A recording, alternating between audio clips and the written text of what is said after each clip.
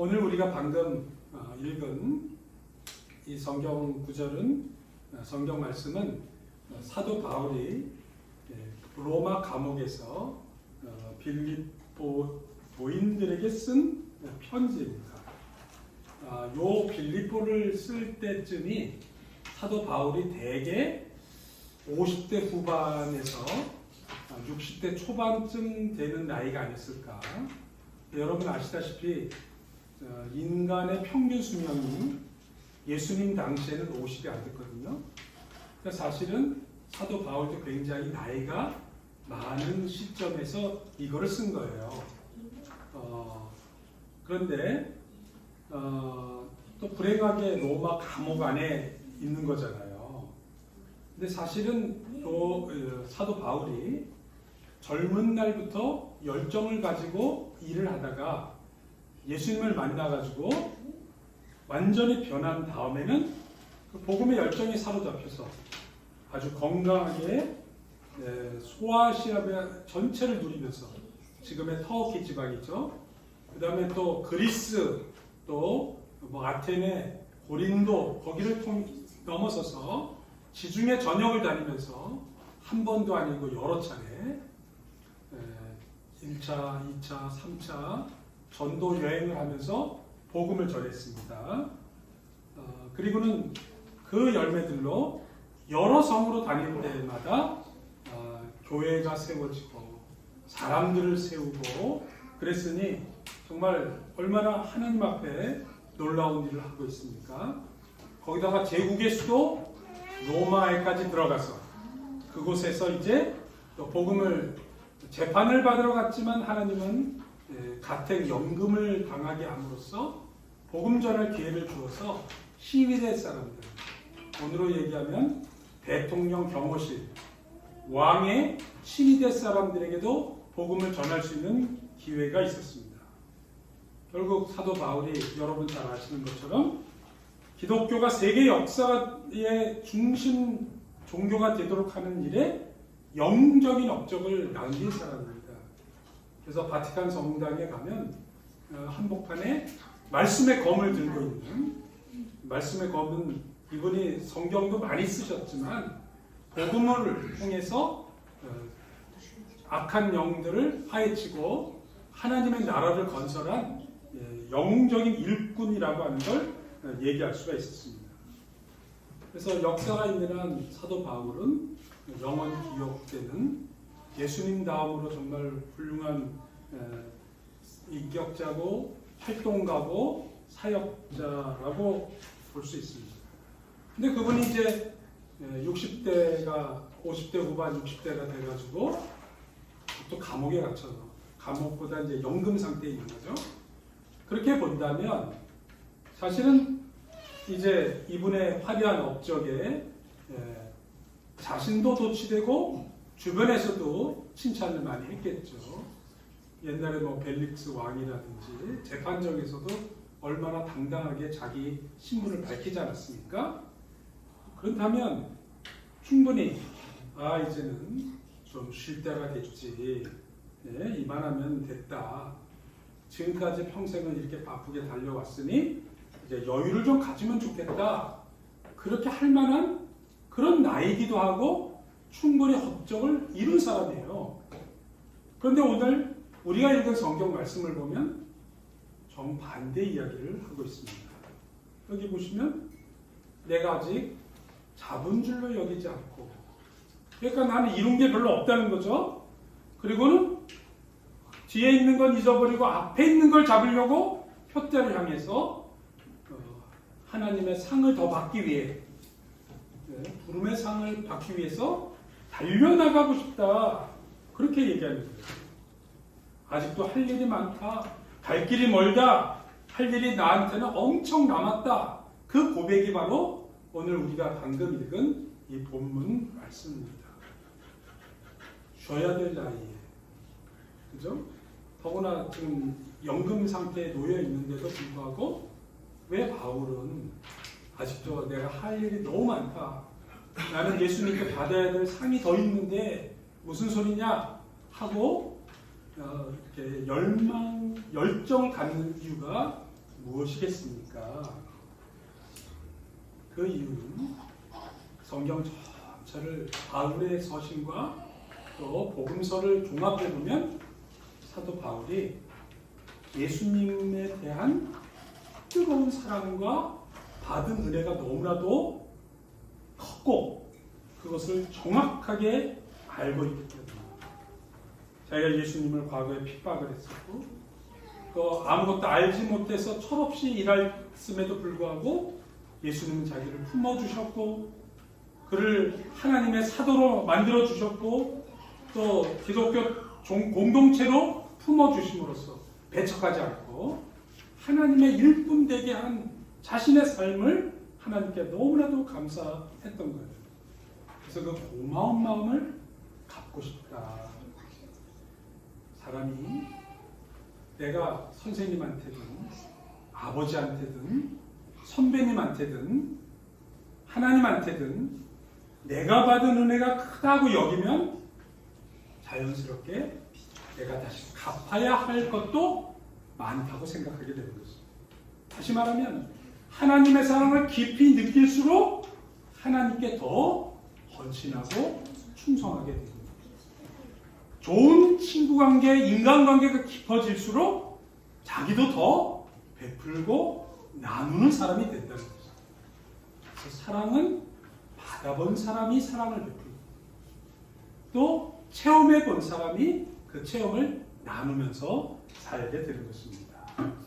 바울은 하나님께 받은 은혜가 크기 때문에 해야 할 일들도 더 많이 남아있을 것입니다.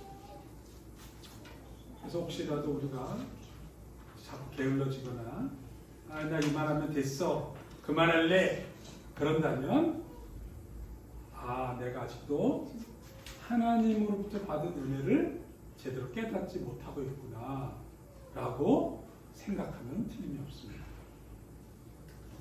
바울과 같은 이런 생각을 가졌던 사람들이 역사적으로 보면 엄청나게 많았어요.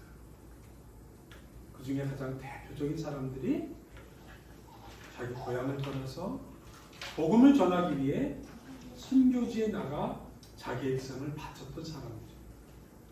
특별히 1800년대 초부터 1900년대 말까지, 1900년대 초반까지 약 150년 동안 전 세계 어마어마한 젊은이들이 하나님의 사랑과 은혜를 깨닫고 성령 충만해서 전 세계에 흩어져 생명의 복음을 전했습니다. 그래서 그것을 위대한 세기, Great Century라고 얘기합니다. 그리고 그 기간에 기독교가 전 세계적으로 폭발적으로 퍼져나갔고 늘어났습니다. 그리고 그 대표적인 혜택을 받은 나라가 바로 우리나라예요. 여러분 혹시 야마진에 가본 분 계세요? 우리 몽골 분 중에 한번 가본 사람 한번 손 들어보세요. 몽골 사람 중에서 가본 사람 어디 볼까? 생각보다 많지 않네요. 자야 졸로 못 가봤구나. 오케이, 바니도 못 가봤네. 우리 날 잡아서 한번 가겠습니다. 여기서 멀지도 않은데 함께 주일날 오후에라도 한번 같이 가봅시다. 우리 한국분 중에서 가본 분 한번 손 들어보세요. 안 가본 사람이 또 있네요. 우리 한국분 중에도 없어요? 아니 이럴 수가. 예, 좋습니다. 우리 한국분들도 같이 한번 갑시다. 예, 하루 날 잡아서 가겠습니다. 예. 양화진에 가면 140년 전부터 한국에 와서 평생 한국 사람을 위해 살다가 죽어서 한국 땅에 묻힌 선교사님들 145명의 무덤이 여기에 있습니다. 여기 제가 정리를 잠깐 했는데요. 약 60년 동안에 공식으로 한국에 온 선교사가 1559명이 됩니다.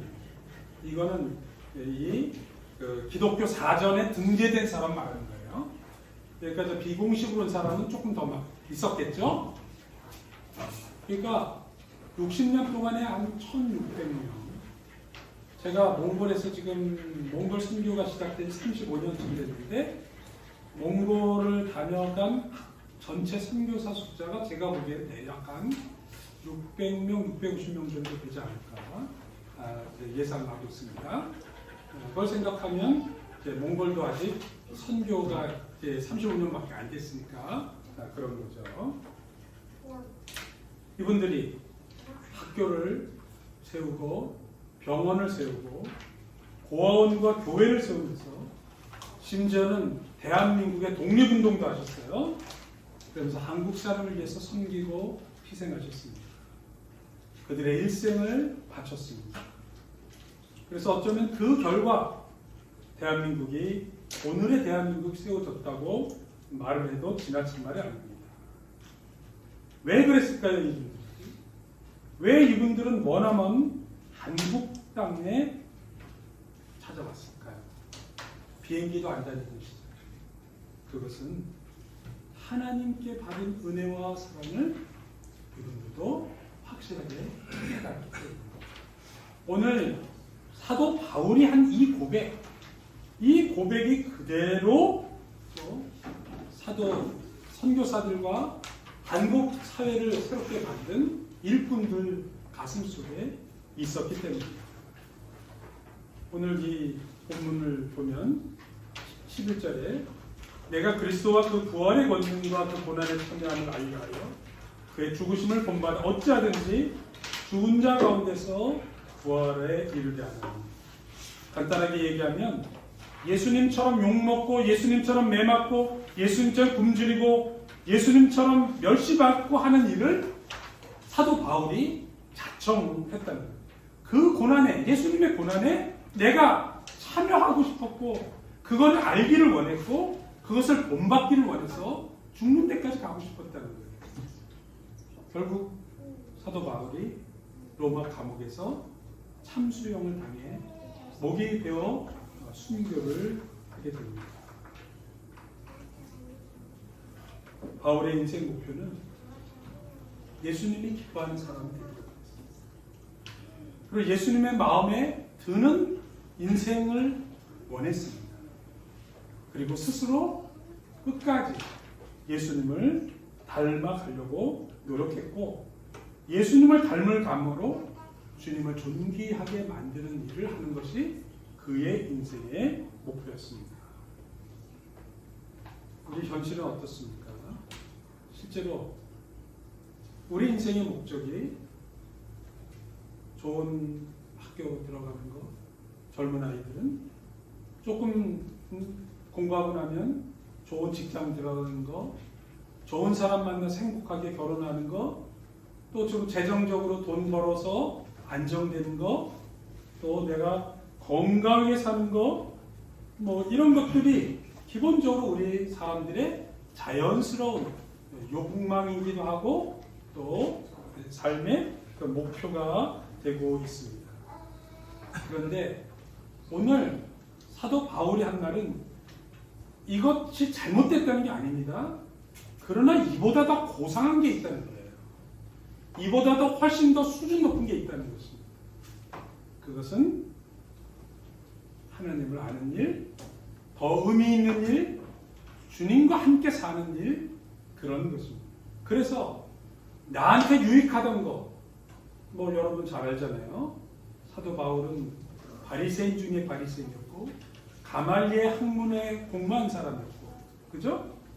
또 누구보다도 열심인 사람이었고 그의 문체나 뭐 말하는 거나 다양한 걸 봐도 다 엄청난 사람인데도 불구하고 자기는 나한테 유익했던 거를 나는 그리스도를 위해서 나는 다 해를 여긴다. 그렇게 얘기를 했습니다. 그리고 자기는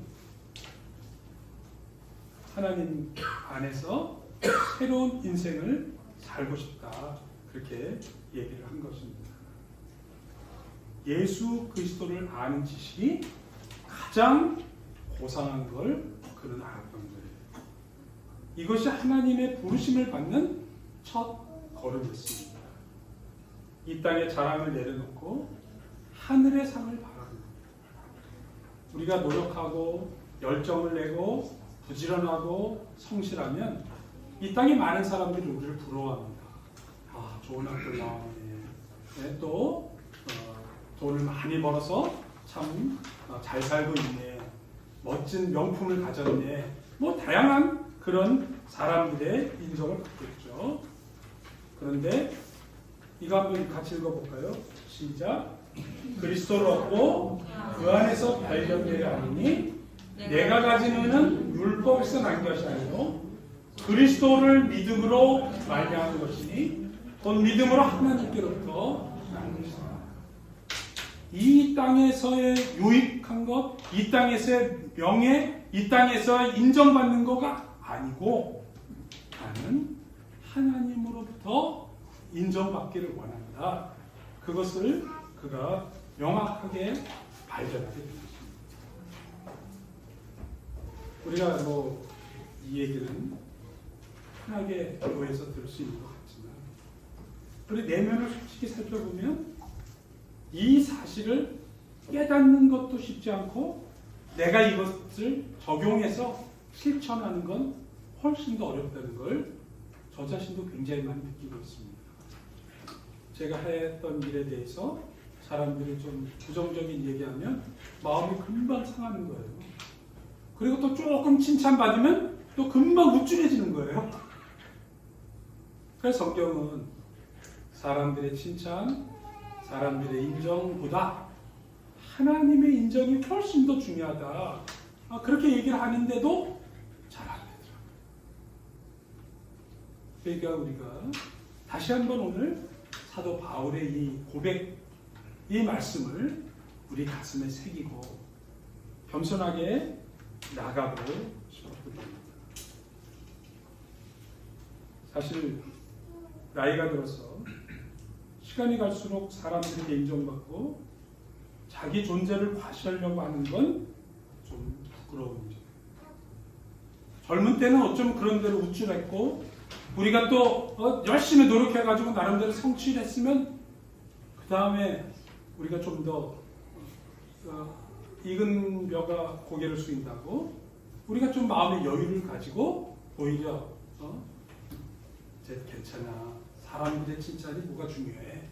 하나님이 정말 어떻게 보시느냐가 더 중요하지. 그렇게 사실 변해야 되는데 사실 생각보다 그렇지 않다는 거예요. 그래서 오늘 하나님의 인정 안에서 발견되는 것이 진정한 삶의 바른 방향이다. 그것을 사도 바울이 말씀하고 있는 것입니다. 우리가 받은 은혜가 무엇입니까? 그거는 그리스도 예수께 잡힌받은 그것으로부터 오는 것입니다. 사도 바울이 오늘 명확하게 얘기하잖아요. 내가 한 일을 내가 하려고 했던 게 아니라 예수님께 사로잡혀서 예수님이 나를 택하신 것, 그것이 은혜라는 거예요.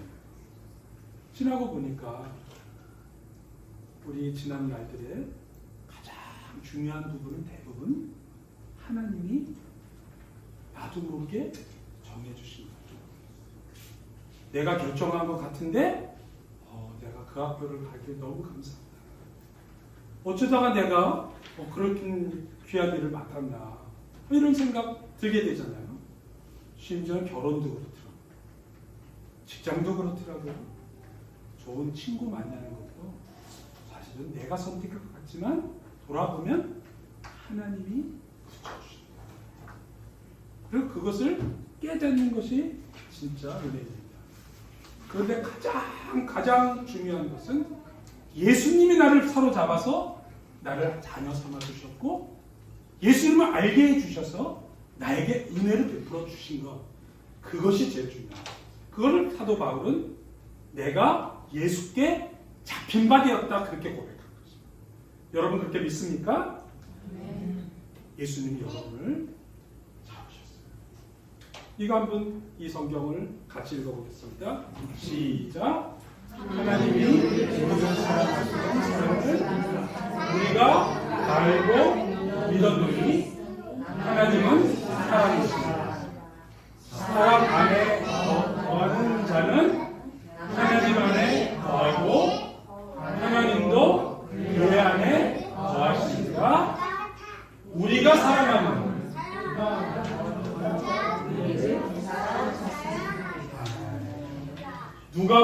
했다고요? 내가 했다고요? 하나님, 예수님이 먼저 우리를 사랑하셔서 우리를 붙잡으셨고 우리를 불러주셨고 자녀 삼아 주셨다는 것입니다. 이 사실을 우리가 정말 잊어서는 안 되는 것입니다. 그랬더니 사도 바울이 이 사실을 노년에 명확하게 로마 감옥에서 깨닫고 나니까 오늘 이 고백이 터져 나오는 거예요. 그래서 내가 마지막 궁극적으로 내가 이제 바라는 것은 이제 주님의 부활의 권능, 주님의 고난에 참여하고 그리고 주님 따라 끝까지 가고 싶다. 그렇게 하는데 특별히 고난뿐만 아니라 다시 살아날 거에 대한 열망을 그가 가졌습니다. 다시 살아날 것을 믿기 때문에 고난에도 기꺼이 갈 수 있는 거예요. 여러분 이 비결을 아셔야 되는 겁니다. 누가 고난만 가는 걸 좋아하겠습니까? 그러나 이 고난 끝에 부활의 생명, 부활의 권능, 영원한 생명의 구원이 있다는 것을 알았기 때문입니다. 이게 우리로 하여금 현실의 어려움을 이기는 원동력이 되기도 합니다. 또 수많은 사람들이 일생 동안 자기 삶을 들여 헌신한 이유가 되기도 하는 것입니다. 우리도 이 길을 가고자 한다면 때로는 편안함보다 고난의 길을 선택해야 할지도 모릅니다만 그러나 그 길 끝에 영광의 부활과 하나님의 약속하신 상이 기다리고 있다는 것을 알아야 됩니다. 그래서 사도 바울이 확실하게 얘기를 했어요.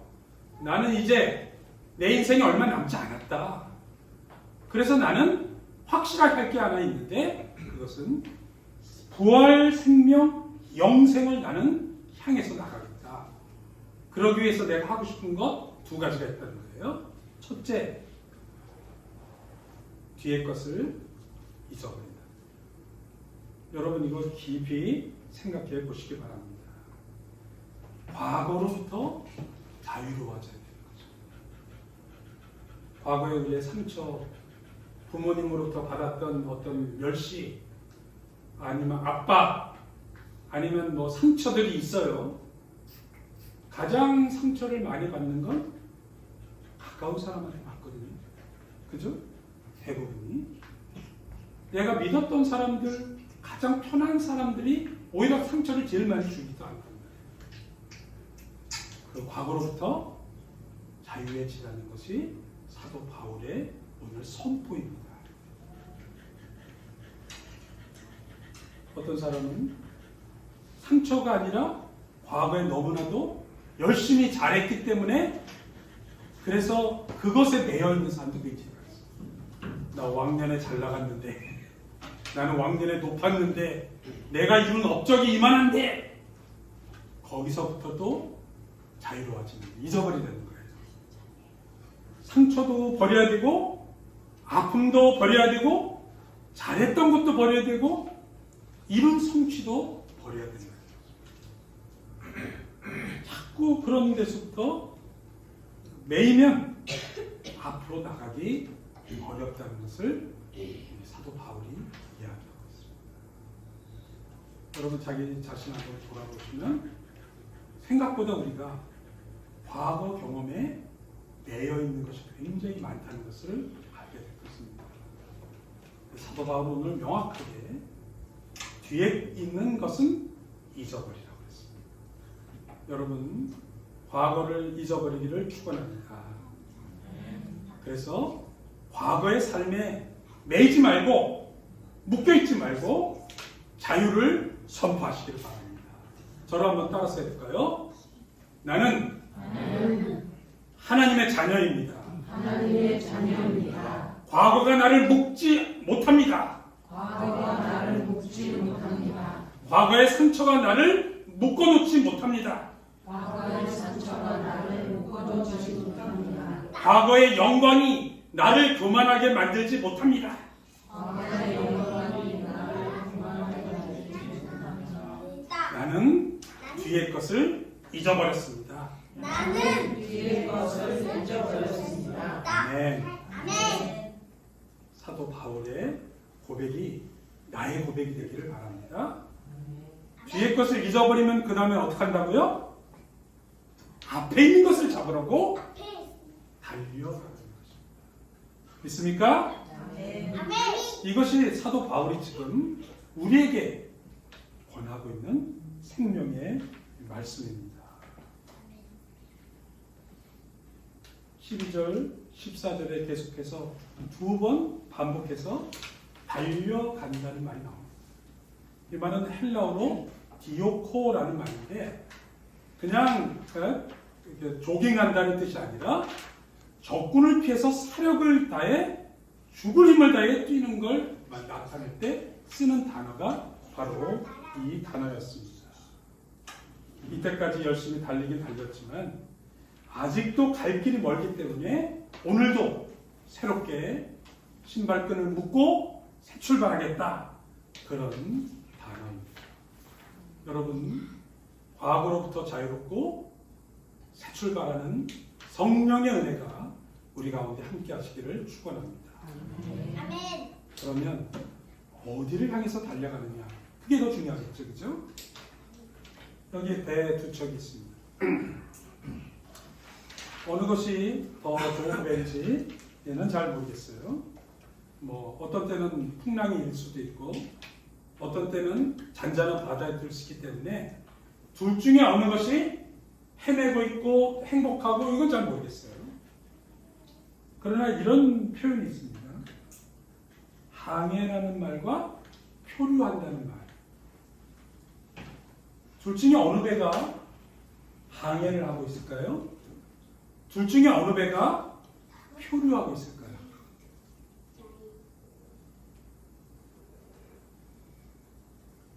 목적지를 향해서 가는 배를 항해한다고 얘기합니다. 목적지가 명확한 배. 그런데 목적지를 모르고 가는 배를 표류하는 거예요. 근본적인 차이가 바로 방향인 것입니다. 만약에 표류하고 있는 배가 있다면 아무런 기약 없이 그저 바람 부는 대로 물결치는 대로 바다를 떠돌아 다니는 것입니다. 여러분 잘 보시면 우리 주변에 그런 사람이 얼마나 많습니까? 그죠? 생각보다 굉장히 많아요. 세상 풍조 휩쓸려 살지 않습니까? 그죠? 부동산 오르면 뭐 또 뭐 하고 부동산 떨어지면 뭐 하고 주식이 돈 뭐 여러 가지 법적 제약들 뭐 다양한 일들이 굉장히 많습니다. 여기서 항해를 제대로 하려면 제일 중요한 게 두 가지인데요. 나침반이 있는 것, 정확한 나침반하고 배를 움직이는 동력, 에너지가 있는 것입니다. 오늘 우리 주변 삶을 볼 때 제가 보기에는 힘이 없어서 동력이 없어서 표류하는 사람은 별로 없는 것 같아요. 너도 나도 다 열심히 살고 있거든. 그죠? 다 뭐 할 수 있는 대로 정말 부지런하고 자기 나름대로 다 일하고 있어요. 오히려 넘치는 힘과 욕망을 품고 사는 것이 더 문제가 될 때가 있죠.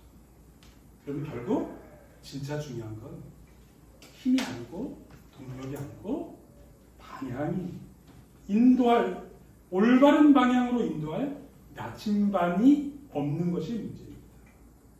그래서 예수님이 우리를 믿음의 주여 온전케 하시는 이는 예수님을 바라보라 말씀하십니다. 하나님은 우리 각 사람을 다양한 모습으로 부르셨습니다.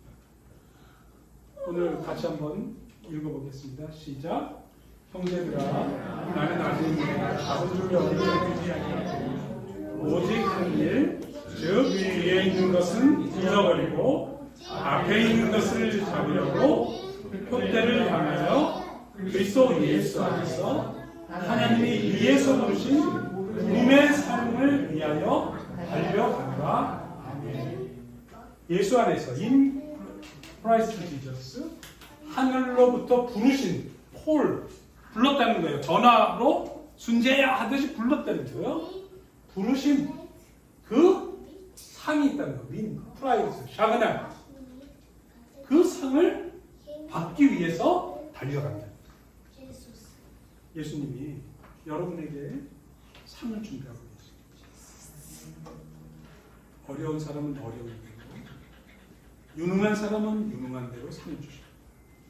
성경은 아주 명쾌하게 1달란트 받은 사람이나 2달란트 받은 사람이나 5달란트 받은 사람이나 다 착하고 충성되게 살았으면 똑같이 상을 주셨어요. 유능한 사람에게 상 많이 주지 않았습니다.